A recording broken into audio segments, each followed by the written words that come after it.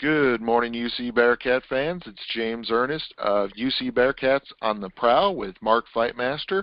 We're excited, of course, as always, to be on the Grueling Truth Network, and we're excited to talk about the Bearcats. Mark, what have the Bearcats been up to?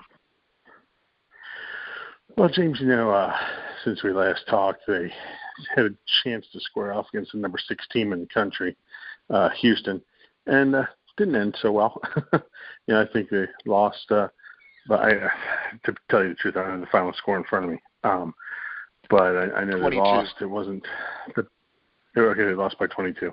Yeah, it wasn't the best of games, but it was a chance to kind of gauge themselves against the best in the country and see where they stand, and it happens. This is a young team, new coach, so in the long run, it is what it is, I don't think many of us had any aspirations that they were going to run away with the game, UC would. Maybe hoped that it would be a little bit closer than it was. But, they'll be all right. This team will be okay. My big thing, of course, being a home game and losing by more than 20 definitely does not help your NCAA tournament chances. No, it doesn't, James. And this is definitely one of those quadrant 1 games. Would have been great to maybe at least show a little better, than they did. But then again, they are. It's the number 6 team in the country, so it's it is ultimately it is what it is, and the voters are going to do what they want with it. So. But, we'll see what happens when the time comes. I know what you mean. Because it's going to be one of those things when they're going to have to get voted in or out. They're definitely not going to be winning the tournament because they're not going to be Houston during the tournament. Right. I agree with that. 100%. This is going to have to be something where they impress the committee. And 22-point loss to Houston doesn't do that necessarily, but, We'll see. We'll see what happens.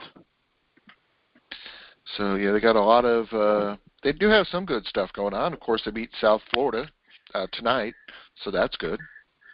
Yeah, I think the final on that one was 70-59, if I remember seeing correctly. David DeJulius had a good game. Mm-hmm. So, DeJulius played well. There was a little period during I think it was the first half that I was listening to, where they were up by 5 or 6, and then next thing you know, they were down by 3 or 4 because they went through a stretch where they weren't hitting shots and then fouling and all that fun stuff. But, ultimately, they went on the road and won. You can't ask for much more than that. Oh, I agree with you. That is very important is, be able to get those type of wins and kind of get that back because, the main thing, of course, you want to at least hold home court. Obviously, the Houston game, if you lose that, we get that. But then, which one was it? Tulane that we had lost at home. And then, we definitely need to get some of those type of wins on the road if we're going to, to make up for that. Well, yeah, these road wins, it's a conference win. It's going to help you with seeding. So, in the tournament. So, They help themselves there. Exactly. That is a weird one. I didn't realize we don't play Tulane a second time. We just play them the one time. Yeah, it's one of the scheduling quirks. Yeah. That is kind of odd. But, I was going to say, shoot, so we got the game coming up on Saturday. We got Tulsa, at Tulsa. Yeah, never an easy place to play, but they should be able to come out of there with a win. I'm just excited they come back home for 3 in a row. Shoot Memphis and Wichita State and Temple, all at Fifth Third. I'll tell you what, that's going to be a good stretch too, because this team owes Temple a little something. Exactly. Yeah, because of the way that game went there. Wichita going to be a good game. Memphis, going to be a good game. Need to win it. So definitely. So I'm looking forward to those two. Should be nice. And then we actually have some football news. So we have the Senior Bowl, which unfortunately they don't televise. Well, they televise it, but they don't talk about it enough to let you know that it's going on. Because I mean, Ritter wins the game, 2 touchdowns. I mean, that's nice. He played well. And I'm going to tell you, I've talked to some people that I know through Twitter and different places that were pretty impressed with him. At the Senior Bowl. I think they believe he helped his draft status. Now, does that get him out of the second round?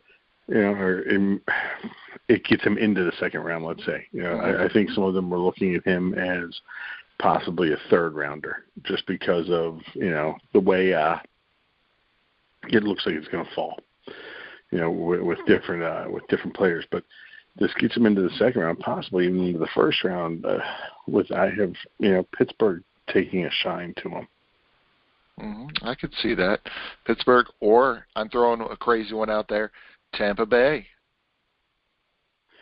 Possible too, man. They like their athletic quarterbacks, and Desmond is that. And then, of course, during the game, they were coached by the Jets staff, and they were just loving the defense and how great of a job that the UC defensive players had done.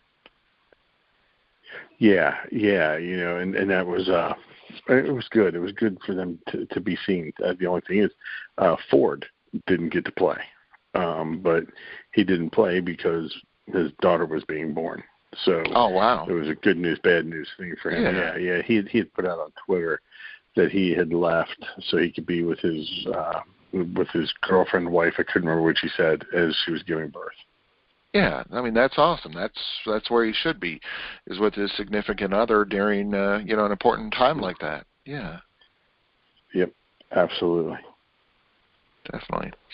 So that gives him and Ritter something in common. They're both dads. Yeah, both girl dads, if I remember right. So that's kind of awesome. It's kind of awesome. That is cool. Yeah. That is neat. So they did well. The whole group pretty much contributed, like you said, other than him, but he was doing something more important at the time. And, we're just really proud to see the Bearcats going out there and representing. Yeah, it really is. It's good to see them go out there and play well, and get the recognition they deserve. Kobe Bryant picked up his hardware at the awards ceremony. I think it was great, man. It was really good for all of them. Yeah, he won the Jim Thorpe Award. Yeah. So that was nice to see. So, I mean, there's all kinds of good stuff going on in both of the sports. A bunch of coaches got announced.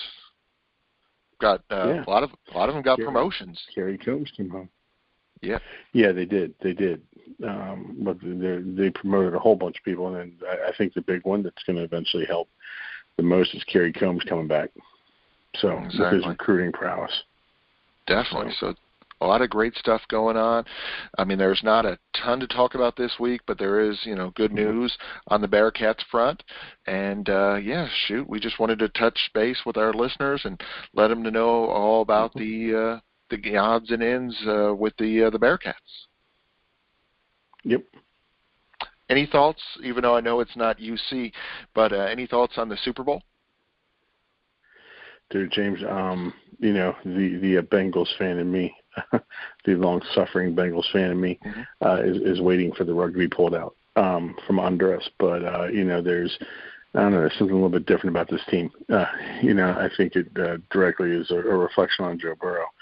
So I think it's going to be a good game. I don't know that it's going to be a blowout one way or the other. I'd love for it to be a blowout on the Bengals side. But, I think it's going to just end up being a good game to watch, and it's going to be a lot of fun, and we need to enjoy it, man. This doesn't happen often. So. Definitely. So, a lot of great stuff going on with Cincinnati fans. For James Ernest and Mark Fightmaster, it's been UC Bearcats on the Prowl, part of the Gruel and Truth Radio Network.